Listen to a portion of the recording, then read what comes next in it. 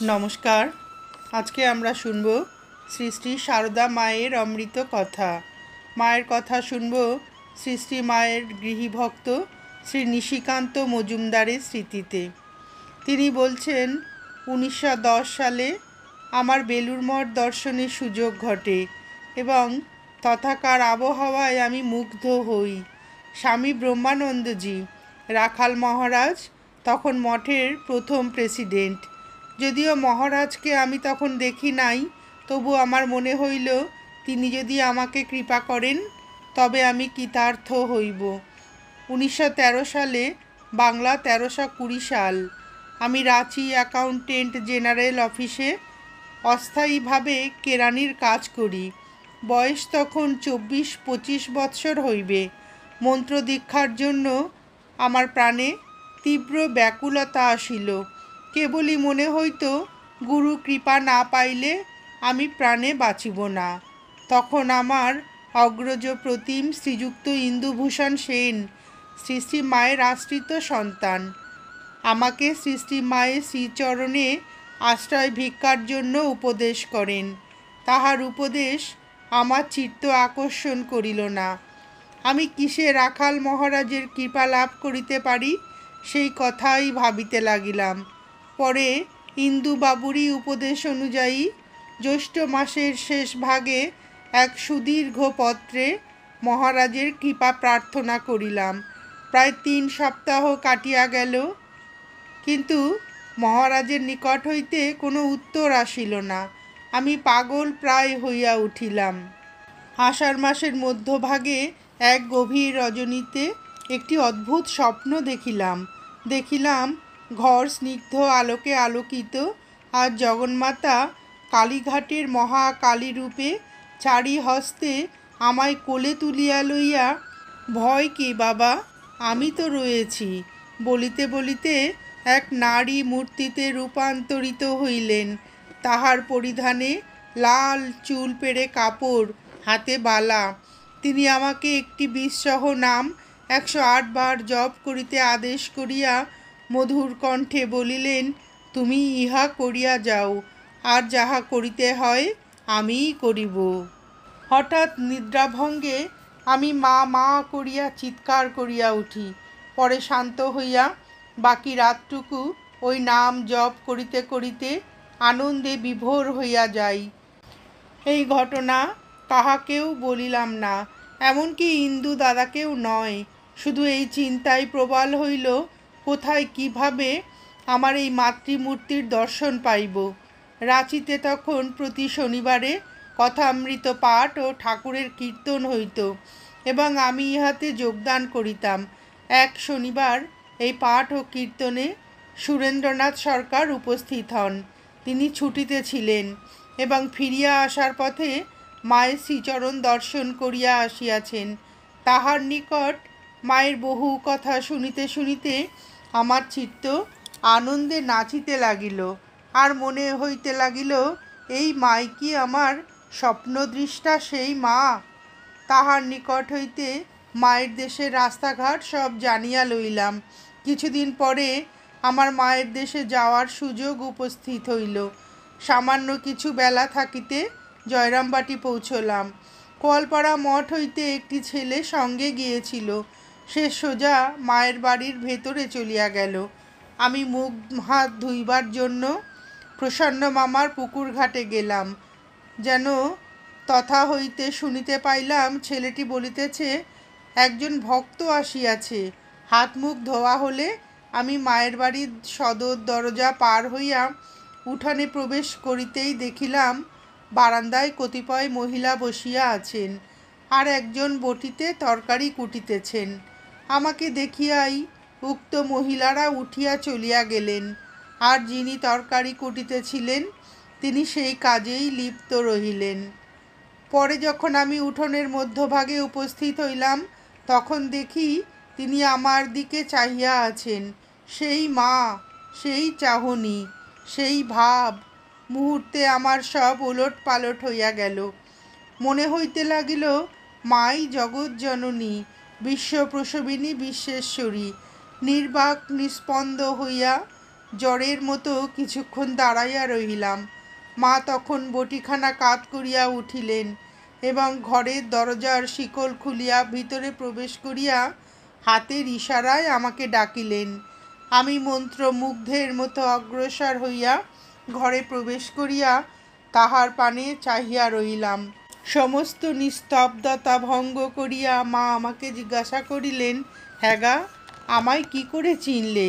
এই আমার জীবনে মায়ের শ্রীমুখ নিঃসৃত প্রথম বাণী শোনা।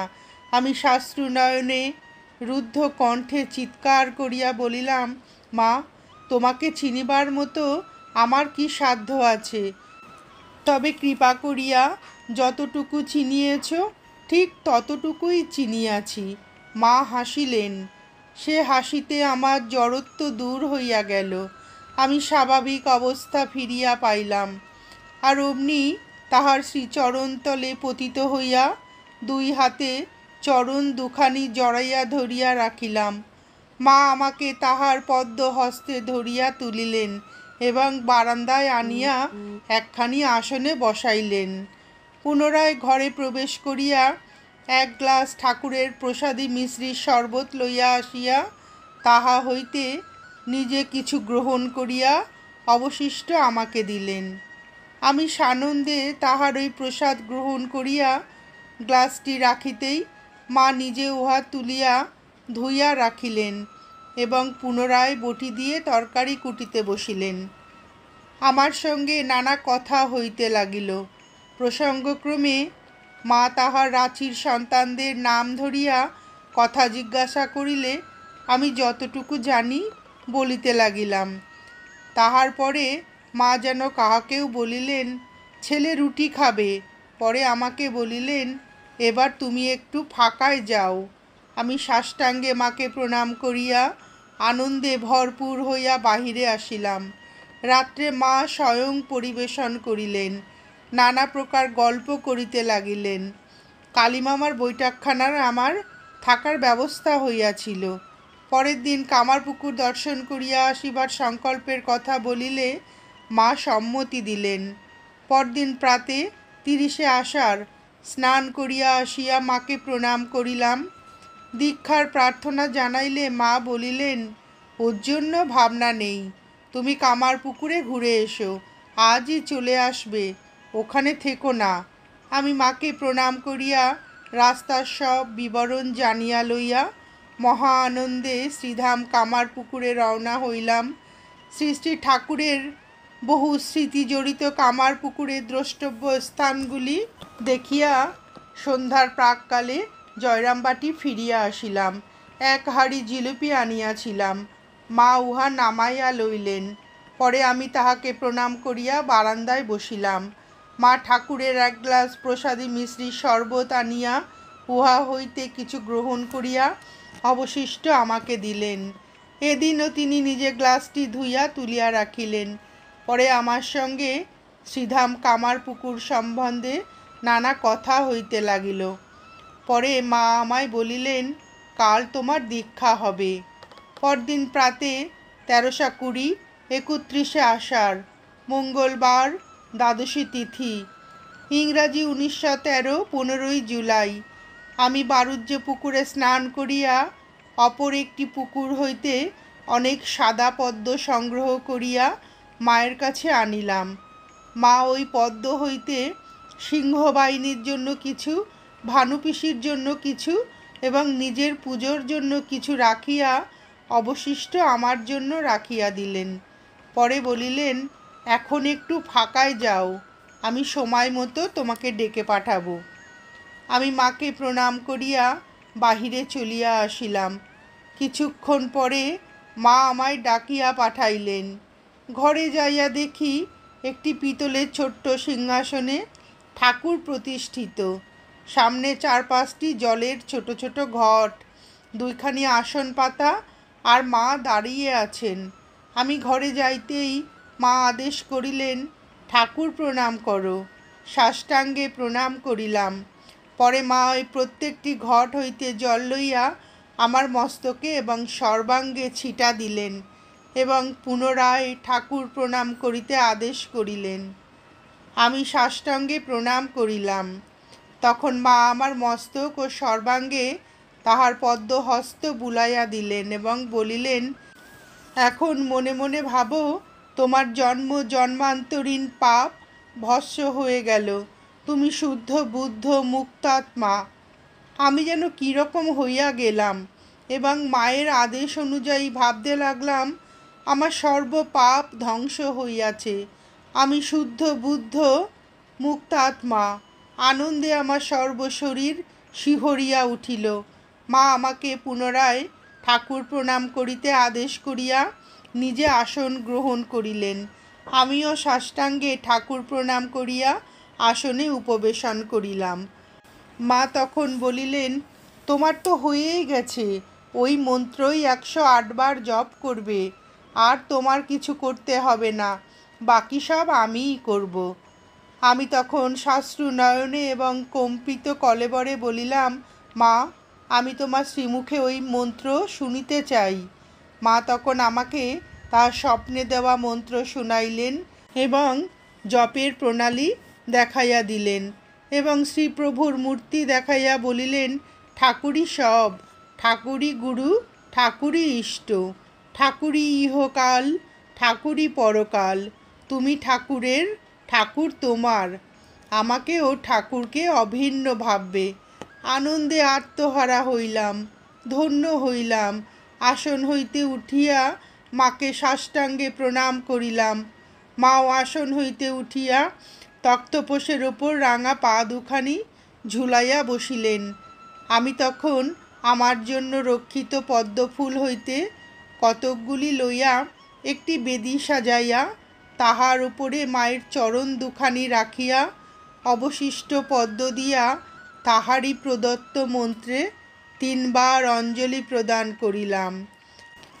মা তখন স্মিত হাস্যে বলিলেন, বাবা, কত জন্ম জন্মান্তর ঘুরেছ, ঘুরতে ঘুরতে এতদিনে ঘরের ছেলে ঘরে এসে পৌঁছেছ, আর ভাবনা কি?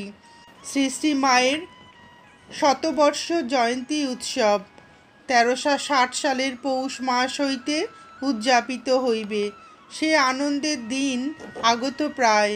মাকে ভুলিয়া কত জন্ম জন্মান্তর ঘুরিয়াছি, এবার মায়ের অহেতুকী কৃপায় এতদিনে ঘরের ছেলে ঘরে ফিরিয়া আসিয়া পৌঁছিয়াছি। আজ মায়ের স্মৃতিবিজড়িত কত কথাই না হৃদয় পটে একে একে উদ্ভাসিত হইতেছে। মা ছিলেন অন্তর্যামিনী। আপন হৃদয়ে সন্তানের মনোব্যথা অনুভব করিয়া ব্যথাহারিণী মা তাহা দূরীকরণে নিয়তই ব্যস্ত থাকিতেন। 1320 সালের 31শে আষাঢ় মা শ্রীধাম জয়রামবাটিতে আমাকে কৃপা করেন।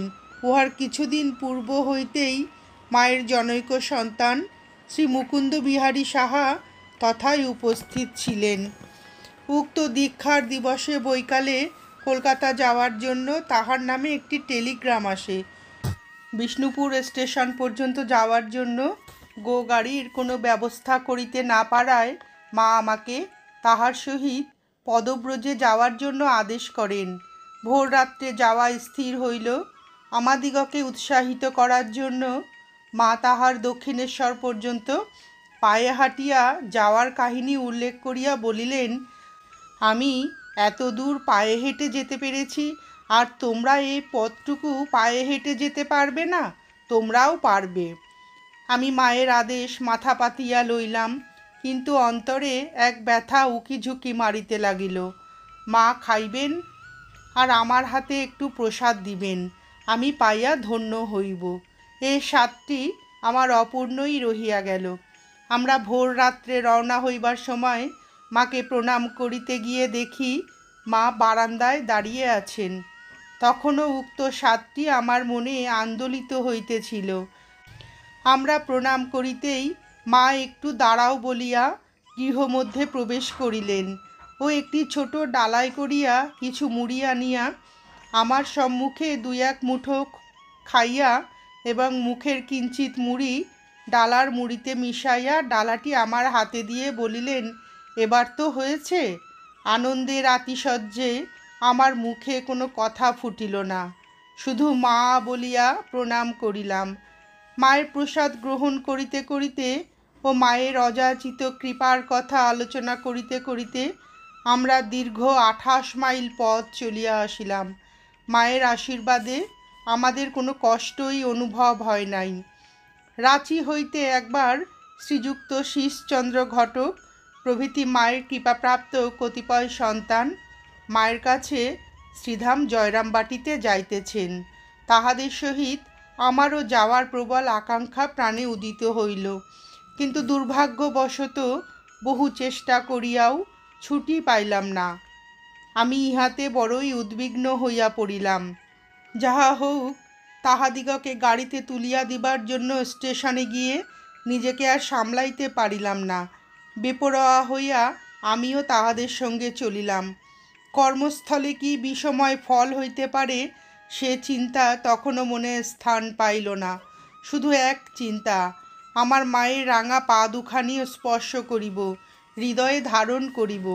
কোয়ালপাড়া মঠে পৌঁছালে স্বামী কেশবানন্দজি বলিলেন, মায়ের শরীর বিশেষ ভালো নেই, আপনারা রাত্রে এখানেই থাকুন, কাল প্রাতে মায়ের বাড়ি যাবেন। আমি মহারাজকে বলিলাম, বিশেষ কোনো কারণে আজই আমাকে মায়ের বাড়িতে যেতে হবে, এবং আমি রওনা হইলাম। শ্রীশদা প্রভৃতিও রওনা হইলেন। সাধুর বাক্য প্রতিপালন না করার ফল হাতে হাতেই ফলিল। আমরা প্রায় 1/3 পথ চলিয়া আসার পর অপ্রত্যাশিতভাবে হঠাৎ প্রবল বেগে ঝড় বৃষ্টি আরম্ভ হইল। আমরা পথিপার্শ্বস্থ একটি গৃহের বারান্দায় আশ্রয় লইলাম। উহা একটি ঠাকুর ঘর। অনেক রাত পর্যন্ত ঝড় বৃষ্টি হওয়ায় এমন একটি অবস্থার উদ্ভব হইল যে মায়ের বাড়ি যাওয়া কিংবা কোয়ালপাড়া ফিরিয়া আসা আমাদের পক্ষে একটি দুঃসাধ্য ব্যাপার হইয়া দাঁড়াইল। যাহা হোক, ঝড় বৃষ্টি থামিবার পর শীতল দেওয়ার জন্য লণ্ঠন হস্তে একজন ব্রাহ্মণ তথায় আসিলেন, এবং তাহারই সাহায্যে অনেক রাত্রে আমরা মায়ের বাড়ি পৌঁছলাম। পৌঁছতেই শ্রীযুক্ত কালীমামা বাহির হইয়া আসিলেন এবং বলিলেন, দিদির শরীর বিশেষ ভালো নেই, আপনারা এখান থেকেই প্রণাম করুন। ঘরে জল দেওয়া ভাত আছে, তাই আজ রাত্রে আহার করুন। পরে তিনি আমাদের শুইবার ব্যবস্থা করিয়া দিলেন। কি আশ্চর্য! রাস্তায় আমরা মনস্থ করিয়াছিলাম একদিন মায়ের বাড়ি পান্তা ভাত খাইব। এইভাবেই মা আমাদের সে স্বাদ পূর্ণ করিলেন। পরদিন প্রাতে আমরা মাকে দর্শন ও প্রণাম করিলাম। প্রণাম করিতেই মা বলিলেন, আমার দেহটা ভালো নেই, তোমরা এসেছো জেনেও তোমাদের খোঁজ করতে পারিনি, তোমরা এজন্য দুঃখ করো না। তারপর স্নেহভরে বলিলেন, এমনি গো করে কি আসতে আছে? রাস্তায় কত কিছু হনহনিয়ে চলে। ঠাকুর রক্ষা করেছেন, ঠাকুর রক্ষা করেছেন। আমি বলিলাম, মা, ঠাকুরকে তো দেখিনি, তুমিই আমার ঠাকুর। তখন মা দৃঢ় কণ্ঠে বলিলেন, হ্যাঁ, আমিই তোমার ঠাকুর। সবসময় মনে রেখো, ঠাকুর তোমাদের পেছনে আছেন।